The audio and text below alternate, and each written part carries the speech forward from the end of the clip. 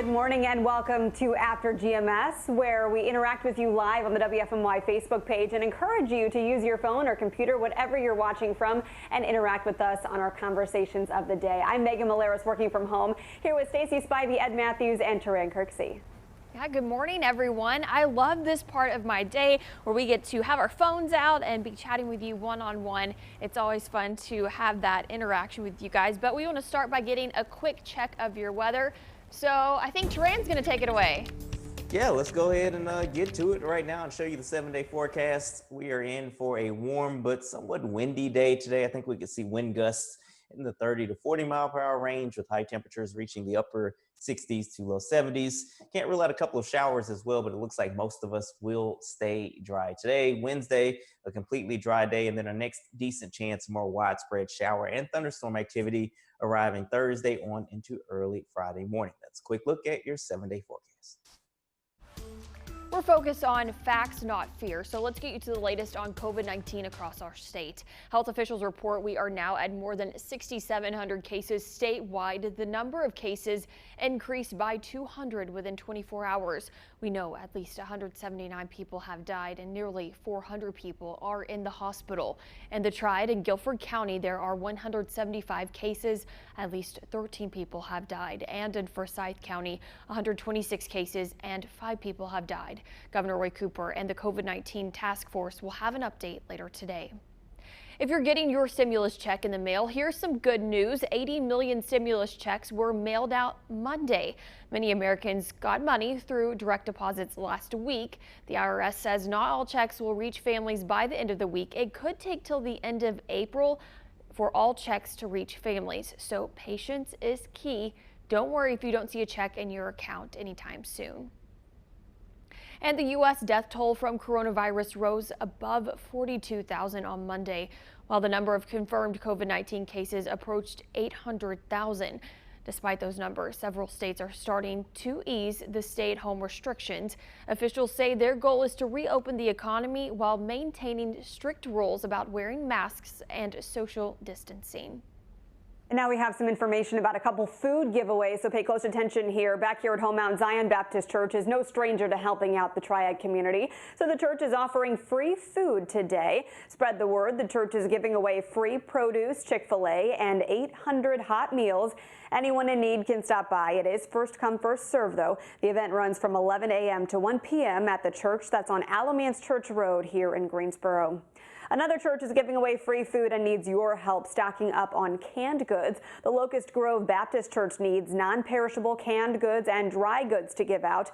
Church members will be collecting all week this week and then hosting a giveaway in Brown Summit this Friday. If you'd like to donate, you can drop off your canned goods between 10 a.m. and 7 p.m. on days this week. I'm WFMY News 2's Candace Redd at the Volunteer Center of Greensboro. That's because it's a National Volunteer Week, and despite the coronavirus pandemic, there are still ways for you to help others. Greensboro Urban Ministry is always in need of volunteers. The nonprofit offers food and shelter to people facing homelessness and hunger. Healthy volunteers are needed to help fill grocery orders in the food pantry on Tuesdays, Thursdays, and Fridays. Volunteers are also needed in the Potter's House Community Kitchen, which provides hot meals for families in need every day. You'll be packing and handing out to-go meals during the breakfast and lunch hour. Here's Hope Tyler with the Volunteer Center of Greensboro. This is a community where people really pull together and help each other in times of need. Some people it's not a choice. It's just who you are and what you need to do, and that is to help your neighbors.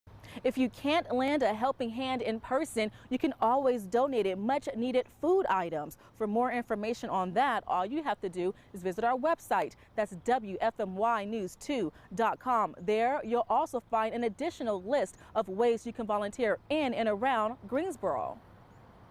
Candace, thank you. So let's get to our first talker of the morning. A new survey from the University of Phoenix polled 1,000 people to ask how they are affected by the coronavirus. 4 in 10 say they are lonelier now than ever before. 19% of those surveyed say if social distancing goes on too long, it will affect their long-term mental health.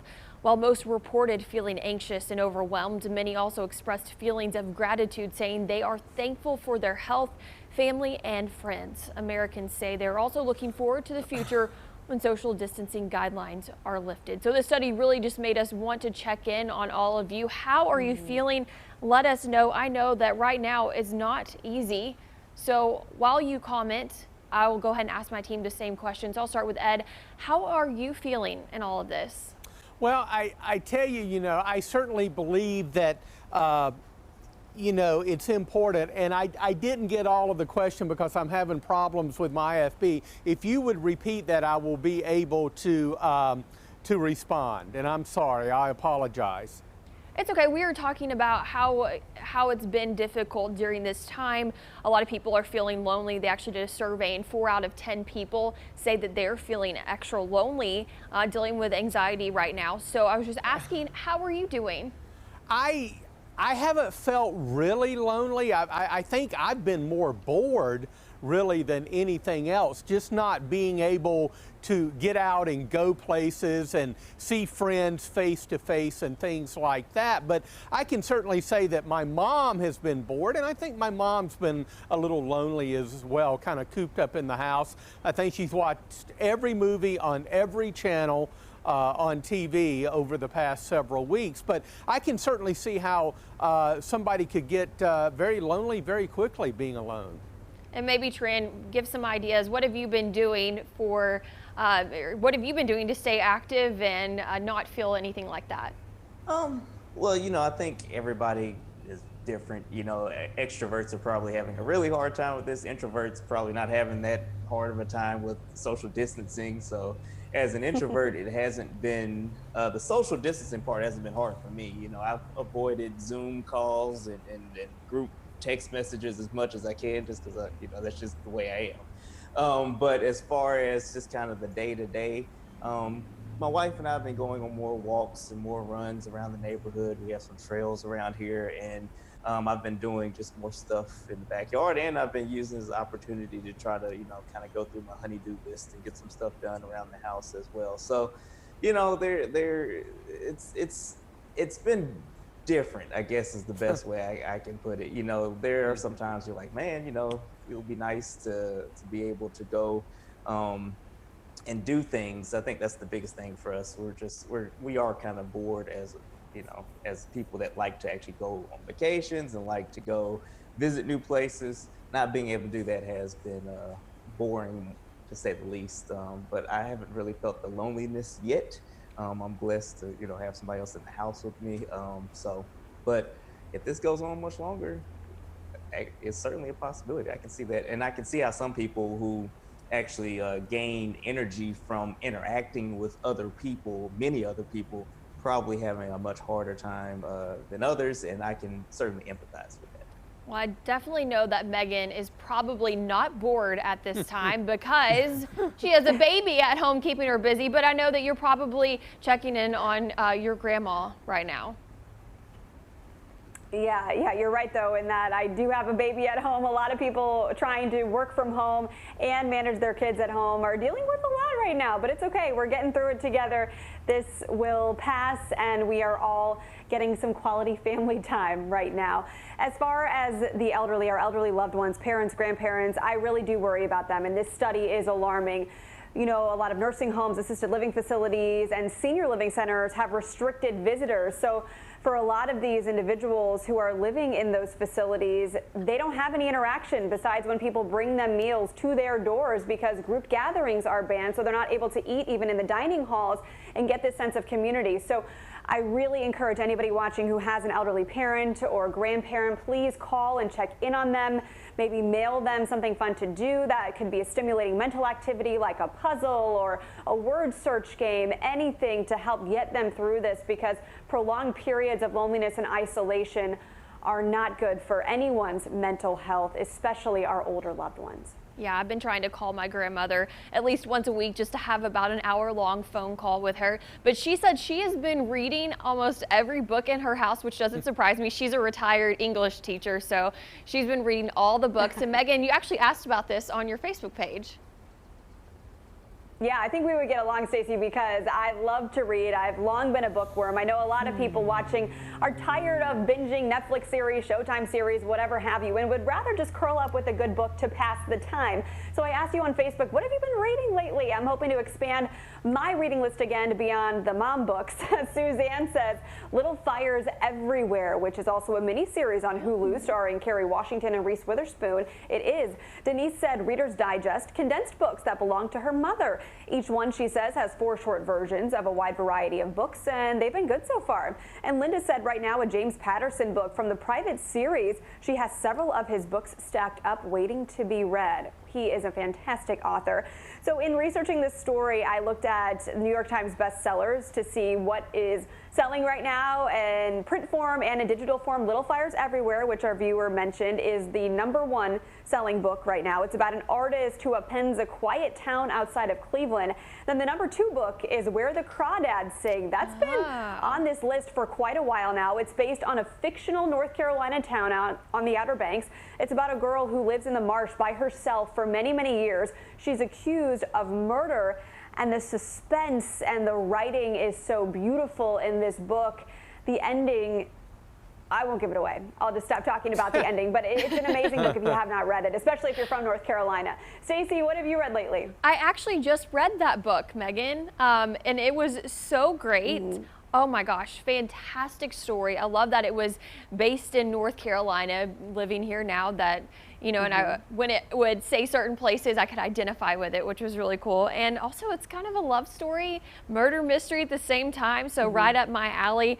And then there's a new book that's coming out today. It's about life transitions. It's actually about a former news anchor. Well, I guess she still does some stories, but she used to be on Good Morning America, and her book came out today, and I'm really excited to read her book about her life outside of TV. So I'm interested to pick that up today. Okay, guys, I don't know if you two are readers, but Tran, I want to ask you first. Have you been reading anything lately? Let's see. Let me look in my little library. I haven't read anything lately. I'm not the biggest reader, but when I do, I like nonfiction, and this is probably my favorite book of all time right there, Franklin Barbecue.